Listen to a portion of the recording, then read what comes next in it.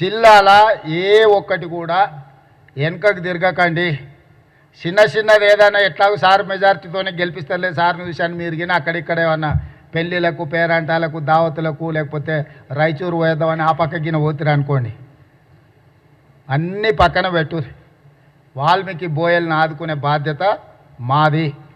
మీరు ఎవ్వరు అడగకుండా మళ్ళీ మిమ్మల్ని పిలిపించి ఏమేం చేయాలో ఒకసారి పొన్నం ప్రభాకర్ గారు మీతో కూర్చొని మాట్లాడతాడు. ఎన్నికలైన తర్వాత నేనే మళ్ళా ముఖ్యమంత్రి కార్యాలయానికి ఇట్లనే మిమ్మల్ని పిలిపించి మిమ్మల్ని కూర్చోబెట్టి మీతో మాట్లాడి మీ సమస్యల పరిష్కారాన్ని అక్కడనే ఆదేశాలు ఇచ్చి చీఫ్ సెక్రటరీ గారికి అధికారులకు అందరికీ నేను ఆదేశాలు ఇచ్చి పరిష్కరించే బాధ్యత నాది.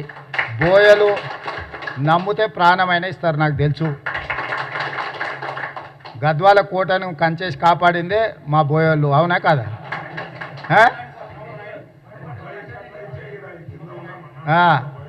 కాబట్టి మాట ఇస్తే మాట ఇచ్చిన మాటకు నిలబడతారు, పానం పోయినా మాటకు నిలబడతారు.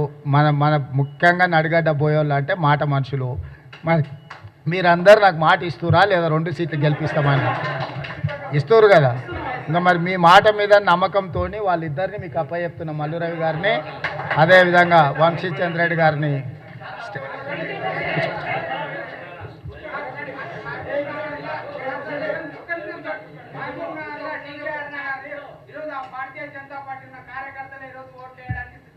Okay okay okay.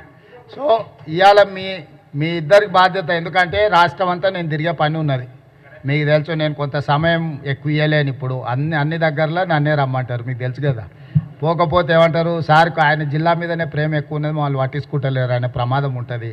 రాష్ట్రం అంతా నేను తిరిగినా ఎప్పుడు వీలు చిక్కినా నేను వస్తా, మాట్లాడతా. మళ్ళీ నడిగడ్డ ప్రాంతంలో మనం సభ పెట్టుకుందాం. మక్తలు నారాయణపేట ఈ ప్రాంతంలో కూడా మనోళ్ళందరికీ చుట్టాలోళ్ళందరికీ చెప్పుండ్రి. ఎంపీపీ గారు నువ్వు నీ బాధ్యత మక్తలు నారాయణపేట ఈ పక్కనంతా మొత్తం మనోళ్ళని అందరినీ ఒక దిక్కు తీసుకురా. ఈసారి మనకు మంచి రోజులు వస్తున్నాయి. రేపు బోయలకు కూడా ప్రభుత్వంలో మంచి హోదా ఇచ్చే బాధ్యత నాది.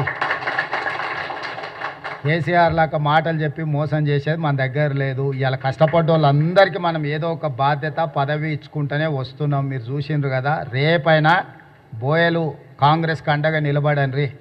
మిమ్మల్ని ఆదుకొని మీ సమస్యల్ని పరిష్కరించే బాధ్యత కాంగ్రెస్ పార్టీ తీసుకుంటుంది. మళ్ళీ నడిగడ్డకి వచ్చి మీతో సమావేశం పెడతా. ఈ లోపల మంత్రి గారిని కలవండి అని మీ అందరు తెలియజేస్తూ మీ దగ్గర సెలవు